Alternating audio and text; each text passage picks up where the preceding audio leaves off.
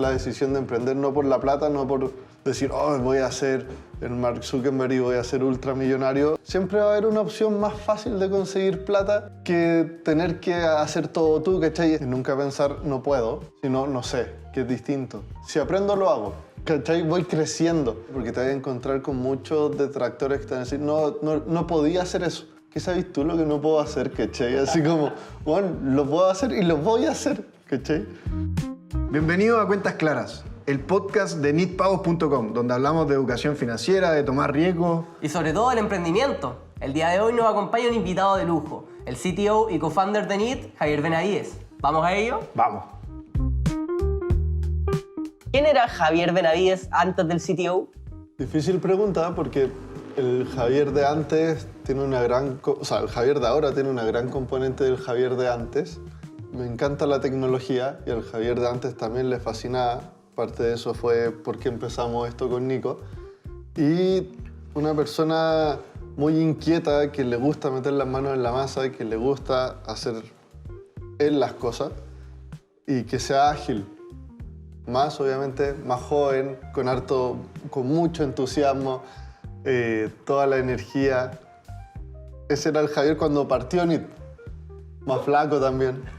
Oye, y hay una anécdota. Por favor. Sí, los dos somos de San Felipe, quinta región, pero ni siquiera de San Felipe, somos de Panquehue. Javier no tuvo internet durante todo el colegio porque no llegaba. A pesar de eso, andaba desarmando los Nintendo. Pero qué tortuoso para una persona tan amante de la tecnología no tener acceso a toda esta información. Se nota que eres más chico que nosotros. Es muy probable, ¿Por qué? acá transparentemos, yo tengo 24 años, acá los chicos, Javier, ¿qué edad tienes tú? 33, los dos tenemos 33. Ah, bueno. Éramos compañeros desde pre-kinder. Yo soy más joven. 3 meses más joven que yo. Wow, toda una vida. Toda una vida. No, en esos 3 meses aprendí un montón. O sea, en 3 meses lanzamos Neet. No, pero igual se me ocurre que debe haber sido como difícil el FOMO, como de que todos tus compañeros tienen internet, tú no, y tú soy el más apasionado por la tecnología. Sí, efectivamente yo creo que era algo de FOMO, porque en los 90 no existía. Acá en Chile internet no se usaba, pero ya en los 2000 sí se usaba harto, que fue mi adolescencia, cuando entramos a la media con Nico. El Fotolog, Facebook, todas esas cosas, yo no existía. No podía hablar por Messenger con mi amigo si no tenía. No existía en internet, erais como un NN. Claro, pero al final, ¿a qué voy con todo esto?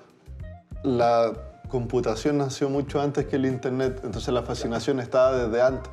En ese momento era cómo funcionaban los computadores, cómo funcionaban los programas. Me acuerdo la primera vez que desinstalé un juego. ¿Desinstalar? ¿No instalaste? No, desinstalé porque no sabía leer, debo haber tenido 5 años y estaba buscando nuevos modos para poder jugar. Me habían enseñado que se hacía no sé cuántos clics y llegaba a cierta etapa, pero yo quería jugar otra. Entonces estaba ahí intrusiando y apreté el uninstall y lo desinstalé. Y cagó el juego, ya no podía jugar, desapareció desapareció el mapa y ahí fue como, tengo que aprender a leer, ¿cachai? O sea, esto no me puede pasar de nuevo. Igual es interesante que haya aprendido como de computación mucho antes de aprender a leer. Sí, no, 100%.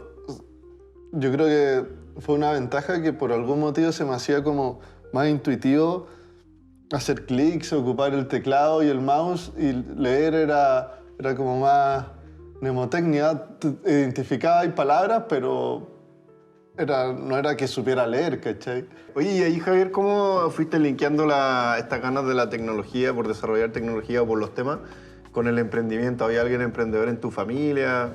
¿Cómo hiciste ese...?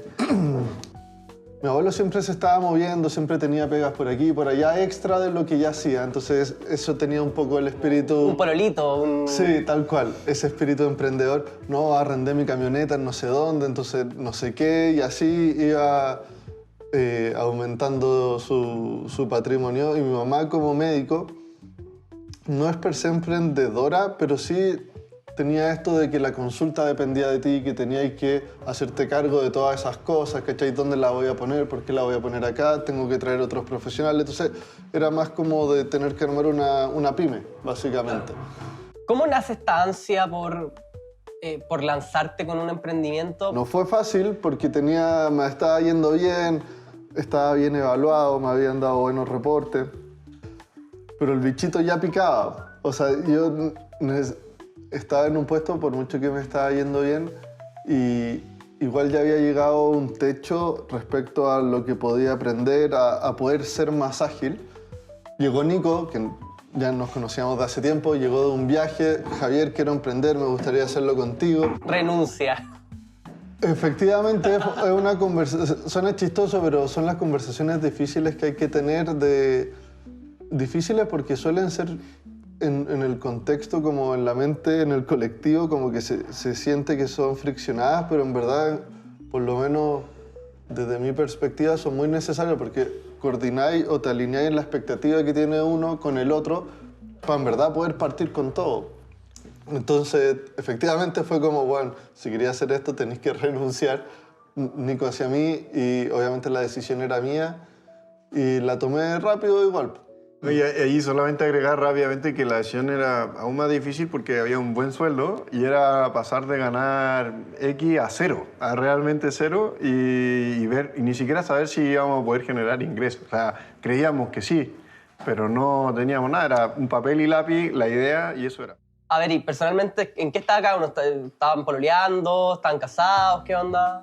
Estábamos, o sea, yo estaba pololeando, nos habíamos ido a vivir con la Kate hace como un año juntos y ahí hay otro grado de complejidad porque nos fuimos a vivir, la Kate estaba buscando pega, entonces en toda esa parte yo nos mantuve a los dos, entonces tampoco era que tuviera así como ahorros de vida para decir voy a emprender. O sea, tenía el sostén familiar y aún así decidiste... No, la Kate ya había encontrado pega. Ok. Llevaba como 4 o 5 meses trabajando y ahí yo me salí, entonces yo sabía que tenía un poco de ahorro que había logrado ahorrar desde que la Kate empezó a trabajar hasta que me salí, que tenía que saber manejar muy bien. Tenía que hacerlo rendir al máximo. Pero aparte yo sabía que la Kate también ya tenía un sueldo y no era que no tuviéramos absolutamente nada como núcleo, ¿cachai? Claro, claro. Nico, ¿a ti cómo te tomó eso? No, a mí me tomó parecido, de hecho, muchos me molestaban porque había tomado la decisión. Venía llegando de un viaje y venía convencido que quería emprender. Eso ya lo tenía decidido, pero lo que no tenía decidido es que todavía no me iba a casar, pero decidí hacerlo justo al mismo tiempo de emprender. Entonces son dos decisiones grandes. Cambio de vida total. Cambio de vida total y así full riesgo, pero bueno, al final salió bien. Algo que me parece interesante, Javier, el hecho de mencionaste que tomaste la decisión rápido, pero si hay alguien en la audiencia que está escuchando que está con un trabajo estable, con un buen sueldo, Renuncia. y todavía está con varias ideas, pero no ha dado el salto, ¿qué le podríais decir que es importante mirar para poder tomar una decisión como esa? Es difícil como dar un consejo tan general porque al final yo creo que gran parte de la decisión, por lo menos correcta para mí, era saber lo que me gustaba, entender mi propósito y tomar eso, tomar la decisión de emprender no por la plata, no por decir, oh, voy a ser el Mark Zuckerberg y voy a ser ultramillonario. Eso no es lo que te mueve, creo que está mal que te mueva eso porque es muy difícil llegar ahí, tenés que pasar muchas etapas. Partís sin plata, si partís con plata ya tenéis una pequeña ventaja, pero tenéis que saber rendirla, hacerla rendir. Y yo creo que el consejo es entender bien por qué queréis tomar la decisión que estáis poniendo en juego y qué tanto vale tomar esa decisión. Y ahí se vincula harto el propósito. Y en esa línea del propósito, ¿cómo uno puede encontrar el propósito? En ese momento no lo tenía tan claro, fue más intuición. Visceral. Más visceral, más, oye, ¿sabéis que necesito hacer esto? En verdad eso fue un poco lo que pensé y con Nico mejor, ¿cachai? Porque lo conozco. A pesar de que mi familia fueron bien retractores de la idea, como estaba bien en la Trata de hacerlo con Nico. Ese era el principal. Mejor diablo conocido que diablo por conocer. No fue por eso. Pero hace como 2 años me encontré con un libro que no lo leí entero, pero lo encontré muy interesante porque siento que decantó un poco lo que tenía en la mente en esos momentos, solo que no lo había definido tan bien. ¿Qué libro? El libro se llama Ikigai y habla sobre el propósito. Ah, ok. Que el propósito está compuesto por 4 aristas. Hacer algo que te gusta hacer algo en lo que eres bueno, hacer algo que te da plata, la plata al menos que tú necesitáis para vivir, y hacer algo que aporta a la comunidad. Y básicamente, si a lo que sea que le estáis dedicando el tiempo, sea emprendiendo, tu trabajo o un hobby, no sé, tiene esas componentes, probablemente vayas a sentir un propósito muy profundo y eso te va a ayudar a sortear muchas otras cosas. En el fondo es como la benzina para levantarte en la mañana. Exactamente, para meterle con todo, porque eso es lo que necesitáis, ¿cachai? Y si estáis buscando plata, siempre va a haber una opción más fácil de conseguir plata que tener que hacer todo tú, ¿cachai? Y estar frente a, por lo menos en mi caso, al principio fueron mis papás, ¿cachai? Mi núcleo, pero también en la industria. Es como, me acuerdo de haber hablado con gente que me decía, oye, ya, pero ¿en verdad te levantáis temprano a trabajar? Y yo decía como, pero bueno, si no estoy ganando nada, ¿cómo no me voy a levantar, cachai? O sea, estoy buscando tener un sueldo primero. Eso es lo primero. Claro, al final, cuando no hay ningún incentivo monetario y cuando las cosas están difíciles, lo que te motiva es el propósito.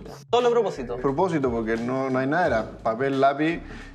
Todavía me acuerdo, y acá Feliz si nos contáis un poco más de las finanzas personales, pero partimos en el World Café Santander porque ya las señoras nos habían sacado los departamentos porque estábamos mucho rato. No, es que también el tema del teletrabajo, estar todo el día encerrado, esa cuestión también... No existía el teletrabajo, esto fue pre-pandemia. pre-pandemia. Sí, no, ese teletrabajo en la TAM. Estoy quedando como un centennial acá, pero mal. Se nota ahí. Oh, que nosotros somos viejos, no sé para dónde va, ¿no? Sí, pero en ese, como en el lado de las finanzas personales, mencionaste que al final tomaste una decisión de ir a cero y trabajábamos en el World Café, nos comprábamos un café a la semana como ¿A la premio. semana? A la semana porque no teníamos más plata. Es que en realidad no sale tan barato comprar café afuera. Como... No, y no tenéis sueldo, te estáis consumiendo el ahorro que tenías, entonces tenéis que ser en verdad muy estricto con manejar tus finanzas personales. Te compraste 5 cafés a la semana, son 15 lucas que a lo mejor podrías ocupar para extender una semana más el tiempo que estoy trabajando en el proyecto. Como... O para poder comer. Es mucho más básico, ¿cachai? Me compro un café o me compro un almuerzo de 3 lucas. Puta, me compro un almuerzo. Pero el almuerzo, pues claro. ¿Cachai? Sí, en ese periodo, ¿qué aprendiste o qué tip le podéis dar a los que están en esa situación para manejar sus finanzas personales? Sí. Bueno, en mi familia desde siempre estuvo el concepto de ahorrar, que al final creo que es crítico porque implica el saber controlar y que no te gastéis todo lo que tenía a disposición, porque estáis pensando en algo futuro. Entonces, para mí eso es la base. Ya ahí si ahorráis y invertís en Fintual o si invertís en un DApp, que son los depósitos a plazo, o te metí en Bitcoin, ahí para mí ya son más matices y es mucho más profundo, pero la base es ahorrar. Dado que yo tenía este pequeño colchón, de ahí viene la parte de administrar bien ese colchón, ser en verdad estricto con tus finanzas personales porque las condiciones implicaban tener que ser estricto, ya sea no gastar por gastar y que tenga un propósito. Entonces, ¿cuál es la recomendación? Que entiendan muy bien qué cosas son en verdad las que necesitan y qué cosas en verdad son lujos o caprichos que uno no se da cuenta que tiene, pero que en verdad no te hacen más feliz, no es la chispa que necesitáis para seguir avanzando. Me pasó que en ese momento dejé completamente de salir a bares, un café a la semana, no completamente, pero se restringió harto. Y me di cuenta que en verdad no bajó en nada mi felicidad. De hecho, estaba aún más motivado que antes, aún teniendo todas estas condiciones como críticas, estando mucho más corto en varios sentidos, ¿cachai? Pero en verdad, por eso yo creo que el propósito es tan grande. Sí, de hecho es bien interesante porque NEET, como ahí Feliz explicáis un poco más que NEET y nos mostráis para qué sirve, pero NEET al principio no era la idea que es hoy, fue algo iterativo y en esas conversaciones del World Café, con esa priorización de educación financiera de las finanzas personales, empezamos a pensar, oye, pero hay mucha gente que necesita liquidez, que necesita más flexibilidad, que necesita también mejorar su historial crediticio. Y empezamos a pensar en el mundo de cómo la tarjeta de crédito podría beneficiar a un montón de gastos que estaban a través de transferencias. Pero ahí, Javier, cuéntanos un poco qué hace NEET y cómo es la relación de las finanzas personales tuya, cómo la traspasáis al producto y qué quieres lograr. Buena pregunta y efectivamente está súper entrelazado. Cuando en verdad partimos, la idea era mucho más... Había ya de por medio En ese tiempo que ni siquiera se hablaba de AI. Pero, ¿cuándo? ¿Estamos hablando 2019, 2020? Sí, 2019. Sí, 2020. Ya, pero claro, la IA estaba en pañales en ese momento, o por lo menos... Era Machine Learning, como Sí, que ahí todavía ahí se le hablaba llamaba de- Machine Learning. ¡Wow! Sí, de hecho, inteligencia artificial ya era como esas películas que uno ve que los robots ya están como que era muy poco hablado. Oye, pero increíble cómo avanzan los conceptos de la tecnología en 5 años, nada. Sí, no, es brutal. Bueno, dijimos, hagamos un corredor 100% de AI. Y nos dimos cuenta que en verdad tenía que partir por algo, Un corredor de propiedades. de propiedades. Tenéis que partir por algo y dijimos, partamos por los pagos. Que era el dolor que ya teníamos nosotros porque teníamos que estar pagando el arriendo sin tener sueldo y el gasto común y distintas cuentas. Entonces, partimos por ahí y rápidamente nos dimos cuenta que lo que más sentido hacía era pivotear porque detectamos lo que dijo Nico, la falta de liquidez, de un mejor método de pago, de una mejor experiencia de pago en las cuentas obligatorias, no existía. O sea, se dieron cuenta que el dolor era otro. Que había un dolor mucho más real que esto del corredor, que aparte era mucho más complicado. Independiente del corredor, si hacía ahí el corredor, tenía que ser capaz de procesar pagos. Entonces construimos eso que era la piedra como angular de cualquier cosa. Tenéis que poder recibir el pago. Ese fue el MVP, el producto mínimo viable. Sí, de hecho, ahí para los que nos están escuchando que quieren emprender, lo que tuvimos que hacer con Javier, teníamos un mapa así de opciones de la corredora digital y dijimos, o sea, estaba bacán, pero no lo podemos ejecutar. ¿Cuánta plata necesitamos para esto? Es imposible poder avanzar con esto. Y ahí empezamos a ver que el habilitador, el tronco del árbol, era el pago. Y dijimos, oye, esto va a alimentar un montón de cosas. Partamos por ahí, achiquémonos harto. Y de hecho lanzamos, paga tu arriendo con tarjeta de crédito. Ese era el eslogan. Pero cómo llegamos a eso es bien interesante porque con Javier estábamos en el World Café y usamos el mismo espacio para entrevistar potenciales usuarios. Y una vez, cuando se nos ocurrió la idea, bajamos, Javier hizo ahí rápidamente un landing y se lo mostramos a un usuario así como tú tomándote un café y le dijimos, oye, ¿qué opinas de esto? ¿Cómo, cuándo, cómo puedo pagar el arriendo con tarjeta de crédito? O sea, hicieron una suerte de estudio antropológico dentro del... Dentro para ver que si generaba como algo de fit con la gente que estaba ahí, que veíamos que era gente que usaba tarjeta, etc. Y rápidamente vimos que habían hartas ganas. Y así fue como fuimos encontrando el camino para lanzar esto. Y ahí la idea fue como, tenemos que cambiar cómo se pagan las cuentas obligatorias para que se pague de la mejor forma con beneficio a los usuarios. Nos dimos cuenta que actualmente las empresas están enfocadas en la empresa que recibe, en el proveedor, pero no en la persona que paga, que al final es el que tiene el dolor, el que está pagando por todo es... No hay una filosofía centrada en el usuario. Exactamente. Oye, súper, entonces encontramos ahí esa necesidad a través de entrevistas, de ver que priorizar los gastos era una necesidad para muchos, de buscar liquidez, buscar recompensa. Pero ¿cómo hoy día en NIT están potenciando las finanzas personales? Bien fuerte, estamos metiendo distintos features. Ahí hay unos que todavía no lanzamos a todo el público, así que no lo voy a mencionar, pero se vienen cositas. Pero al final las finanzas personales es entender en qué estáis gastando bien la plata, tus cuentas en verdad están aumentando como deberían aumentar. Al final es gestión de plata y está 100% vinculado a las cuentas obligatorias. Toda esta gestión financiera suena súper interesante, súper power, pero en un World Café con un economista y un programador, ¿cómo materializáis esto? ¿Cómo lo lleváis a lo tangible? Ahí lo que hicimos fue, efectivamente estaba en el World Café, Nico se dedicaba full a entender bien las necesidades, qué cosas picaban más, qué cosas no, y yo estaba todo el día programando, o sea, obviamente también conversábamos, discutíamos cómo teníamos que tomar las decisiones, pero era full estar programando y ahí lo clave fue, en términos de tecnología, ser lo más ágil. ¿Y eso qué implica? Tomar decisiones en base a cosas que ya sabes o que son fáciles de implementar. Ahí ocupamos frameworks súper grandes y conocidos, más tecnología cloud, que en ese momento estaba todo lo de la migración de las empresas corporativas al cloud. Nosotros fuimos 100% como cloud native desde que empezamos y eso hacía que pudiéramos probar y hacer cosas en días, en horas. Nico decía, oye, cacha, a este usuario le gustó el pago automático. Oye, mira, acá está el pago automático, ¿querías usarlo? Sí, obvio. Y al final ese dinamismo hace que podéis iterar tan rápido que llegáis a un producto que agarra vuelo y que en verdad estáis solucionando el problema del usuario. Y ahí quizás resaltar el tema de la actitud. En el caso de Javier, no era un experto en todas las tecnologías, pero ¿qué podríais decir de la actitud y de estas ganas de ir a buscar la información lo más rápido posible para poder seguir iterando?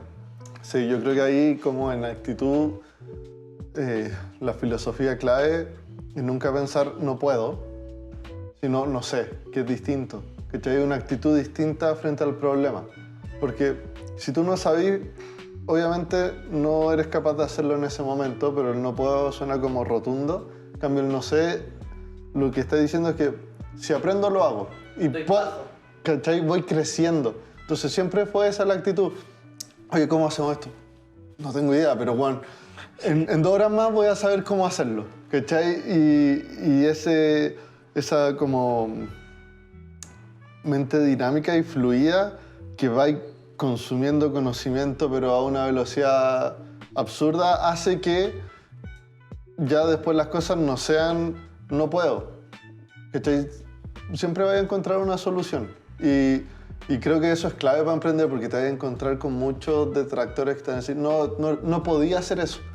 Y llega un punto en que puede sonar medio soberbio, pero como que te metí en la mente y decís como ¿qué sabes tú lo que no puedo hacer? ¿Cachai? Así como, bueno, lo puedo hacer y lo voy a hacer. ¿Cachai?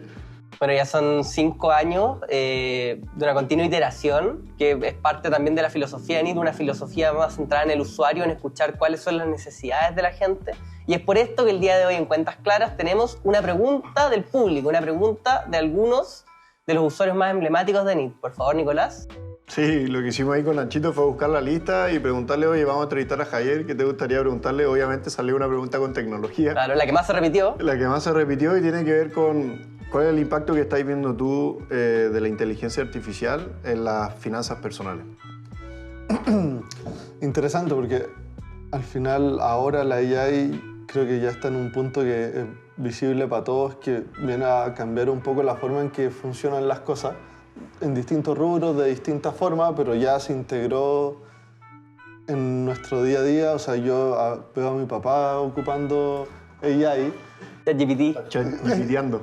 Efectivamente ChatGPT, pero le llama ChatGPT es para él la AI. Es como cuando uno dice Confort y tiene otra marca, pero tú le dices Confort, para él la AI es ChatGPT. Es un no-brainer. Como... Sí. Pero se está integrando transversalmente en todos los ecosistemas y para las finanzas personales es clave porque tenéis 2 segmentos grandes de clientes, los que les preocupa mucho las finanzas personales y aprenden y se dedican un poco a esto en su tiempo libre o en su tiempo profesional, y los que no saben tanto, no tienen tanto tiempo o quizás les cuesta, pero saben que es importante. Y yo creo que a este segmento de acá la AI le va a ayudar mucho porque básicamente lo que ha hecho, lo que ha demostrado es que te puede acercar el conocimiento de una forma mucho más humana, mucho más natural, pero con esta inteligencia de la AI, pues si no, no tendría la AI en AI, que al final es que entiende los contextos y es capaz de traspasarte la información más digerida. No es un buscador nomás, sino que te va a poder ayudar con distintos agentes a entender, oye, tu cuenta del arriendo está subiendo y no está subiendo igual que la inflación, o revisaste tu contrato o tu cuenta de electricidad subió un 20%, suena harto, pero en el mercado, en las noticias salió que todas las eléctricas subieron y en verdad está todo Chile así, y te da un contexto y te va a ayudar a entender eso, en qué estáis gastando, hay fluctuaciones que no son normales o son irregulares, cómo podrías invertir mejor esa plata o controlar más tus gastos más que invertir la plata. Yo creo que se va a meter fuertemente ahí y va a ayudar a muchas personas. ¿Algún miedo frente a la IA? ¿De algún tipo? ¿Cachai que no? Yo creo que es más emoción. Es que, de nuevo, nací en la época en que la gente ya le tenía miedo a los computadores y para mí nunca fue un miedo. Siempre yo creo que algo que me ha ayudado es que veo la tecnología como una herramienta para un fin y no como el fin en sí, y la AI para mí es lo mismo, es una herramienta para lograr algo más. Entonces, el tenerle miedo implica en mi mente que no voy a ocupar la herramienta y creo que es imposible que eso pase. ¿Cachai? Como, sí, yo creo que quizás como el miedo más general y que ha pasado con todas las tecnologías, que es más conspirativo, es como qué van a hacer si la gente con mucho poder, ¿cachai? Pero yo creo que eso pasa con todas las tecnologías, no es de AI, no. Claro, claro. En el fondo la tecnología no es per se buena ni mala, sino que se puede emplear para distintos usos. Tal cual. Y depende del uso que le di, si es bueno o malo. Totalmente. Javier Benavides, ya para ir cerrando porque estamos contra el reloj. Se nos pasó volando la Se nos pasó volando la conversación. Increíble. Increíble. Tras 5 años emprendiendo en NIT, ¿con qué te quedáis?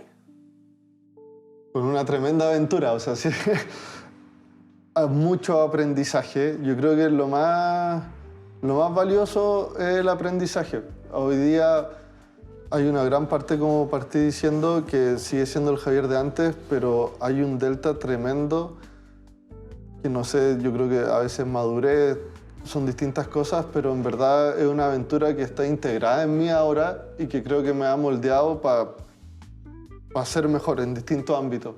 Pero con eso me quedo, o sea, si por algún motivo NIT se acaba hoy día, creo que soy mejor que antes, no solo técnicamente, sino como transversalmente. Wow, tremendo aprendizaje.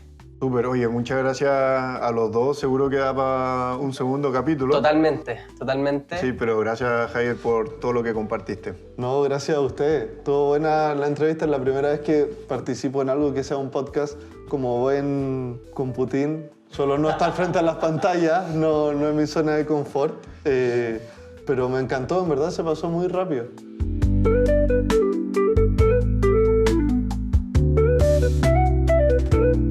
Oye, si te gustó el contenido, vamos a seguir subiendo capítulos como este. Suscríbete, dale like y comenta.